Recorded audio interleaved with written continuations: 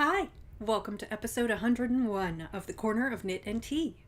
I'm Laura, also known as Fluffy K on Ravelry, Fluffy Kira on Instagram and Twitter. I blog at thecornerofknitandtea.com, and that's where this episode and every episode's show notes will be. I have an Etsy shop, The Stash Buckler, Adventures in Yarn, where I sell my hand-spun yarns. And we have a Ravelry group called The Corner of Knit and Tea. Welcome! How are you? I hope that you are doing well. I do apologize for not recording last week. We had a wonderful vacation during which Wes got sick, and he got a cold, and actually he ran his half-marathon trail run with a cold at 9,000 feet. He gets all of my respect because I would have given up and gone home. Anyway, we got home on Sunday, the 14th. I think it was the 14th. And I promptly started getting a sore throat and getting his cold. And last weekend, I had almost no voice. So I am still, I still have some of the lasting effects. I have a bit of a cough and I'm still kind of congested. So you may be able to hear that a little bit in my voice. But I feel much, much better. Last Sunday, I really was not good for much. And so it was with regret that I delayed episode 101, but I feel much better and I have much more to show for it today. So yeah. Our vacation was lovely, as I said, despite getting sick. Wes still enjoyed it. We, spent our last day or two bumming around Frisco in Colorado, and then, like I said, he ran his run, and then we did the long drive home. And the last week or two at work has been kind of crazy, but otherwise it has been okay. And the weather has been beautiful.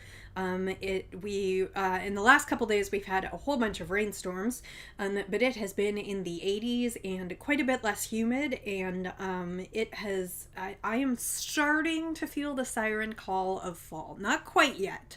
But I am starting to, and that means I'm going to get into sweaters and cozy things fairly shortly, which is exciting for me.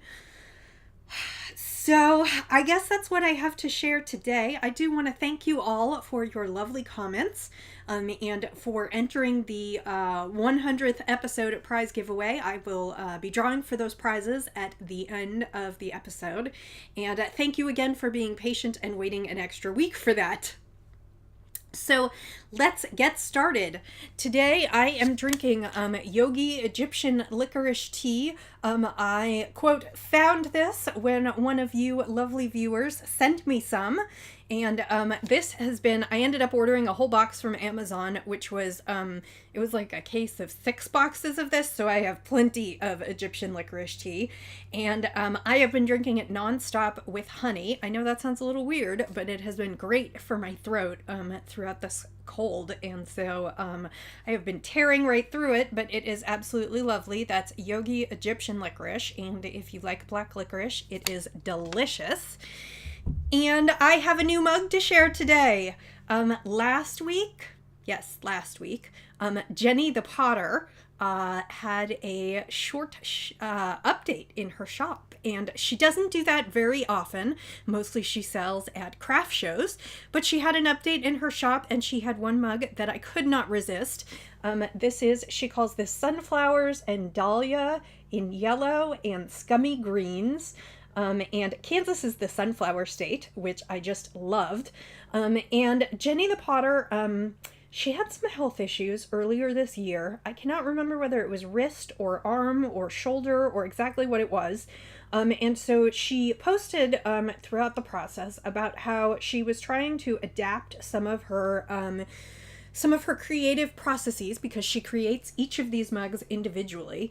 And she posted about how she was trying to adapt some of her processes to be a little less intensive on, this is going to sound terrible when I say this, whichever part that hurt. I can't remember exactly what it was that she was facing, but she was having issues with her hands. And so she started to experiment with some stencils. And so some of these patterns are created with stencils and stamps. She still hand carves and hand paints and throws all the mugs. So it is definitely 100% handmade, but I just really wanted one of these and could not resist. So here it is. This is my sunflower and dahlia mug in yellows and scummy greens and my Egyptian licorice tea, and I added a little bit of honey to it.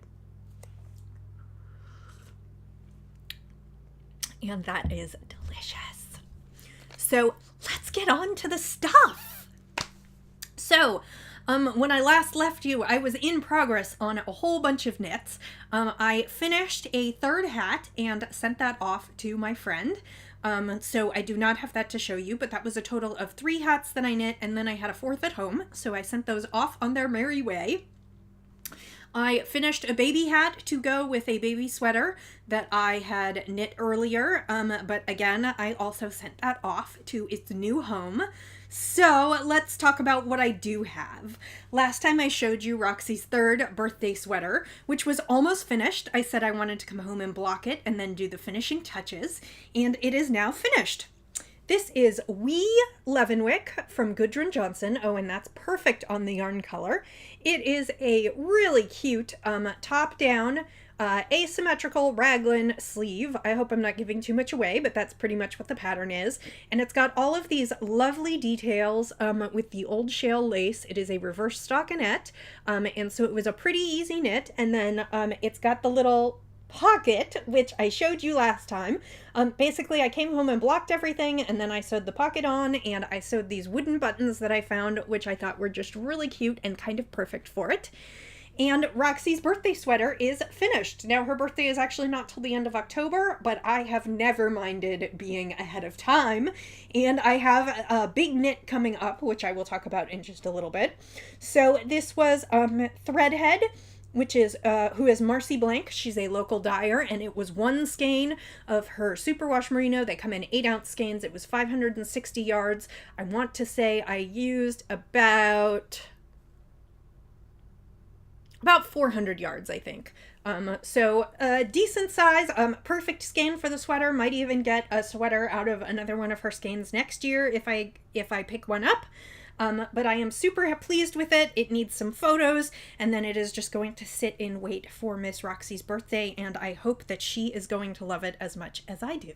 So really great pattern instructions, super easy. I would totally recommend this. Super cute child's knit, and sizes of toddler up to, I don't know, I didn't even look. I knit on the small side, so I'm going to say up until like 8 or 10 children. I mean, a decent size up until you basically move into the Leavenwick, the adult pattern. So that is that one done and ready to go. And I am super pleased with that. I have enough left over. I haven't decided whether I'm going to make her a matching hat for the winter or exactly what I'm going to do, but I am super pleased that that one is done. So the next thing that I showed you on my trip was my brioche shawl. That was for Camp Loopy, and I was trying to do it for the Ravelympics. I did not end up finishing, but it was my new technique for the Ravelympics, so I felt it was a good challenge. And last time I did not have very much done when I showed you. I finished it. I had actually hoped to finish it by the end of the Ravelympics, the end of the Olympics, which was August 21st, and that absolutely did not happen. I finished it late last night, which was the 27th, so I was late by a week, but I am still in plenty of time. I'm going to block this afternoon and then take photos and submit it for my 3rd and final project for Camp Loopy, and let's show you what it turned out to be. Les Moyeux is the pattern that I knit. It means squishy in French, and it is by Mina Phillip. And I used 2 skeins of hedgehog fiber sock, and I used almost all of them. There was just a little bit of each left over because I was eyeballing when I had enough to do the last row, and I kind of overestimated, so I probably could have done maybe 2 or 3 more rows on this shawl. But I'm calling it good because I did not want to have to tink back, because tinking brioche is a bit annoying. So, the shawl itself, This is the A side. This is Crybaby, which is a white colorway with pops of neon. You can see the pinks and the yellows. There's also a little bit of green and or turquoise. So that is the A side. And the B side in reverse, this is Vengeance, which is kind of purples, and it's really hard to see. It's a dark color, but it's like purples, pinks, greens, and browns, and it is really beautiful. I am pleased with the size of this, and I know that it's only going to grow during blocking because brioche is squishy and just really super. It's got a lot of give. I really enjoyed this project. The instructions were super complete and helpful, and once I got the hang of it, I didn't even need the pattern in front of me because the repeat was really easy. And I really enjoyed this. I really think I'm going to cast on another one pretty soon because I have a friend who's been going through some difficult stuff, and this is so squishy and warm and feels like a hug, and I feel like I need to send a hug to her.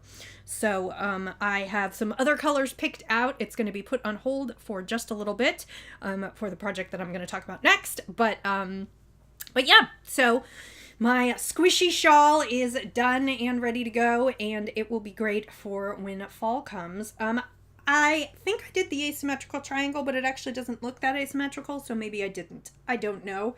And I really do want to try the other pattern that I had pulled, the Sizzle Pop. And I think I am in a much better place to do that, but this was the perfect beginning brioche knit. Super simple and really a good way to sort of get yourself into the rhythm. So that one is done, just ends to weave in, and I will do that after I finish blocking it this evening. So yes, that is the second one done, and I am super pleased with that. I also want to report, since it is after August 21st and Stash Dash is over, I ended up at 10,800 yards for Stash Dash. So I hit 10,000.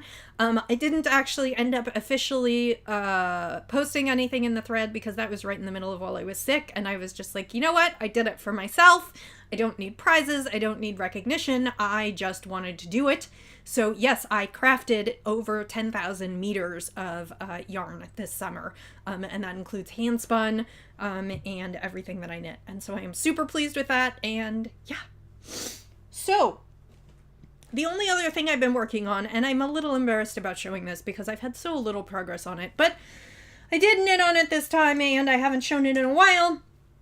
These are my Opal Tonks socks, just doing a plain vanilla top down, like, I don't know, 14 rows of ribbing, gusset heel, slip stitch gusset heel. I had a seminar this week that I had to sit through. It was computer training and it was boring. And I brought my sock with me and I finished the gusset. The gusset decreases while I was actually in the seminar, and then managed to do another inch or two. Last time I had just picked up the stitches around the heel, so I probably did 3 inches this week. Woohoo! I have a project that I'm going to be starting in just a second, which I keep referring to, but I need to swatch for it and wait for the swatch to dry, so that's going to give me a day or two of lunches. So I'm hoping to finish this first sock this week and start the second, and that will kind of be a background project because the next project that I'm going to start is pretty big and I may not be able to carry it with me everywhere I go. However, the other project is going to be my priority. But I do hope to finish these this month because I actually have one more pair of socks that I would love to knit before Rhinebeck. They are the when I'm woefully unprepared. They are a pattern by, I believe it's Debbie Reese, who is part of the Periscoping Sisters and the Periscoping Sisters podcast. And the Grocery Girls have dubbed them the officially unofficial Rhinebeck socks. And, oh, I know what it is. It's like Don't Touch the Leaves. It was based on a Poison Ivy story with their sister. Anyway, it is a pretty, almost vine leafy looking pattern going up the leg of the sock. And I have, like I said, they've been dubbed the unofficial Rhinebeck socks of the year. And so I would love to make myself a pair to wear at Rhinebeck. I also have a skein of Nomadic Yarns Sweater Weather, which was sort of based on Rhinebeck. And I have a skein of Halloween yarn. So I have plenty of socks that I would be loving to knit. So I'm just going to keep working on them in my spare time and hopefully do some socks in the background over the next month or two. But again, this is the Opal Harry Potter special yarn in the Tonks colorway vanilla sock. This is sock 1. It has been going on for a shamefully long period of time, and I'm going to try and rectify that this week. So, the project that I keep referring to is my Rhinebeck sweater. Excuse me. I am still coughing from this cold and still just so congested, and it's really obnoxious, and I'm trying not to be gross on the podcast. Hopefully that will help.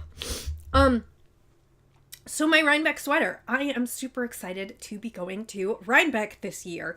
A few friends and I from my local knit group, my friend Beth and my friend Anna, decided that this year was the year that we wanted to go to Rhinebeck. And so we have booked our hotel room, we have booked our flights, we have a rental car, we are ready to travel for yarn. So we have been talking about Rhinebeck sweaters, and I actually selected what I wanted to do a while ago. You know me, I do love a good challenge. And I had hoped to finish with my Rav Olympics project so that I had already been working on this sweater this week, which I have not, as you can tell. I now have between 6 and 7 weeks to finish a beast of a sweater because, you know me, I want to pick something challenging. I don't want to pick just a plain sweater because I can knit a plain sweater in a month, and I have knit a plain sweater in a month, and why not make it a masterpiece? Yeah.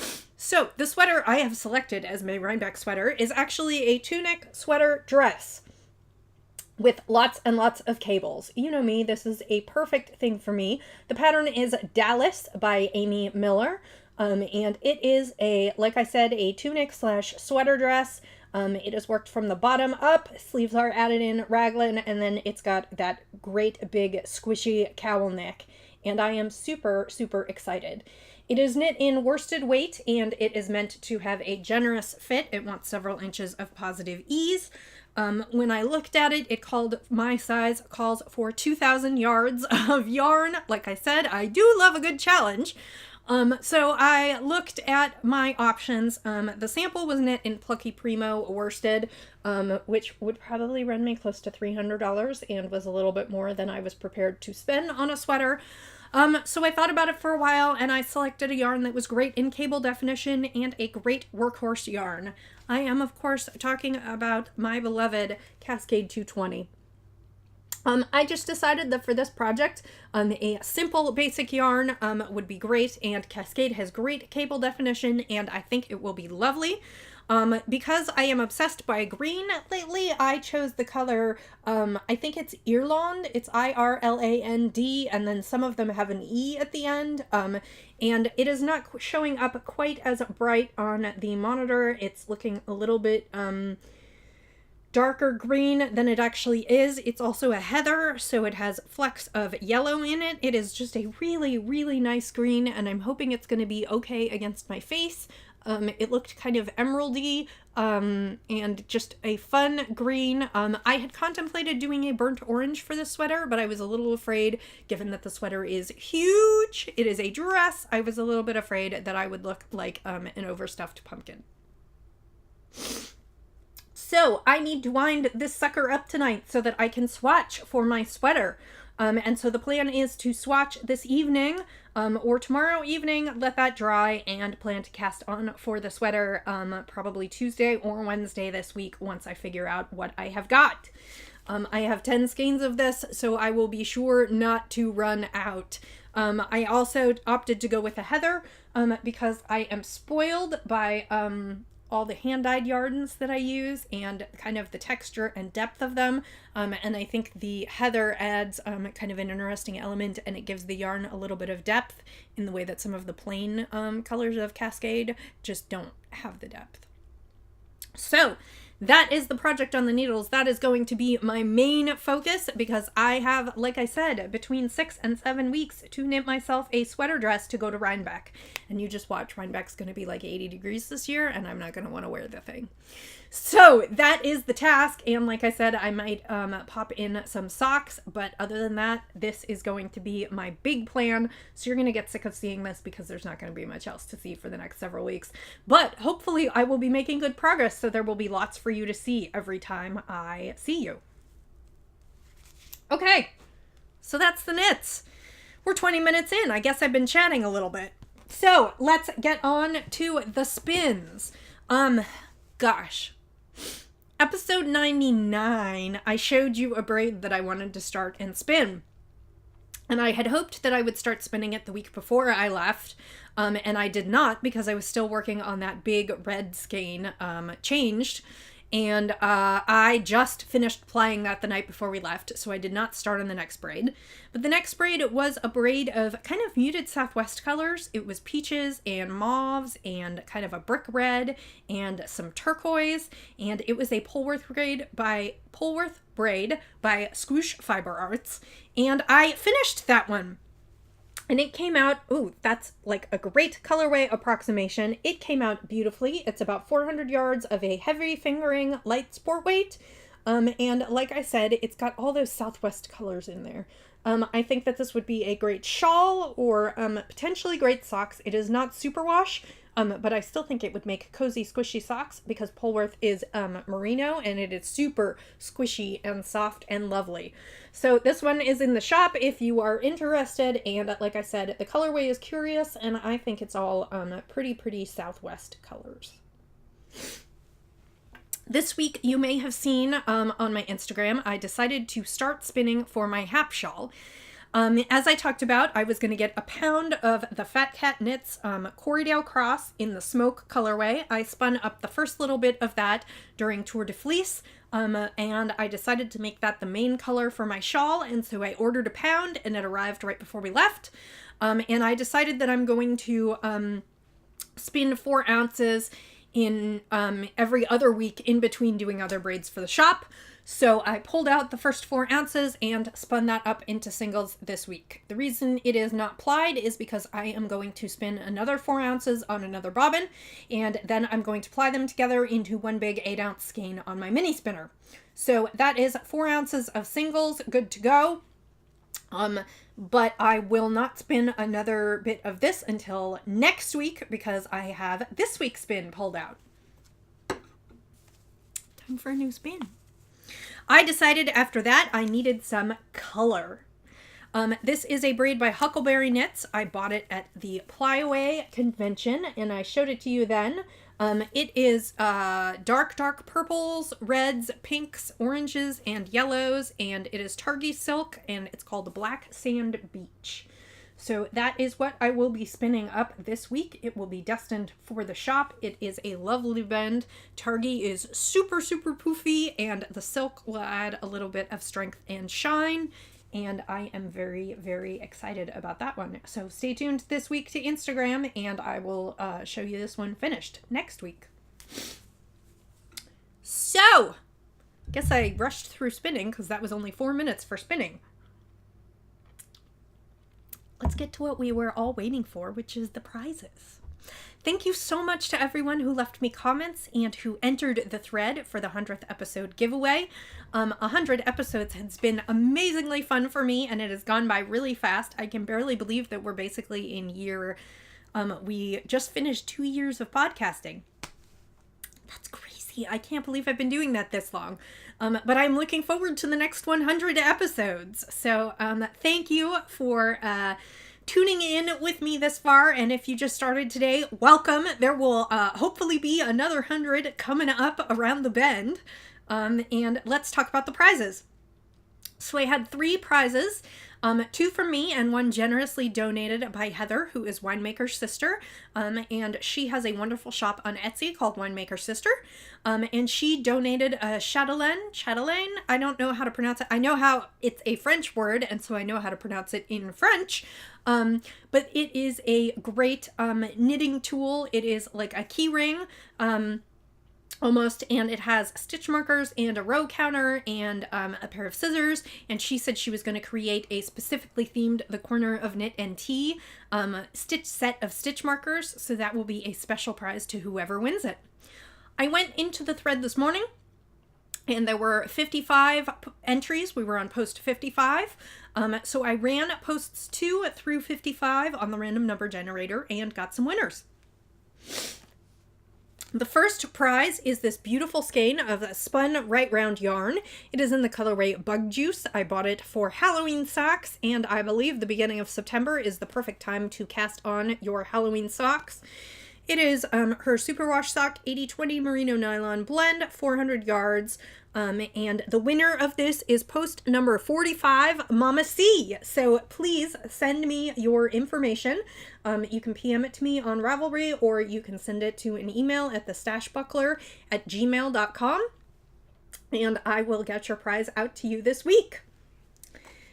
The second prize was a bag of fiber, Hello Yarn hand-dyed fiber, Mom's favorite, Polworth top. It is purples and pinks and browns and just a little bit of like a gray or a blue. And this is my usual deal. If you want the fiber is yours. If you want me to spin it for you, you can ask. It will probably take me a couple weeks to spin it. So give me about 2 weeks before I ship it out. But it will be yours. And the winner for that is post 11, Vinca Kent. Hey, Maureen, it's you! So let me know if you want me to spin this up or if you just want me to send this to you. PM me, email me, whatever. I'm sure we'll find each other. The final prize is the chatelaine that I talked about from Heather. And the winning post for that is number 35, Hey Jen Ray. So please PM me your coordinates and I will get them off to Heather and she will send that directly to you. So congratulations to all the prize winners. Thank you so much again for tuning in. I hope you have a wonderful, wonderful crafty week. And I will say until I see you again, happy knitting, happy spinning, happy sipping, and I'll see you next time. Bye!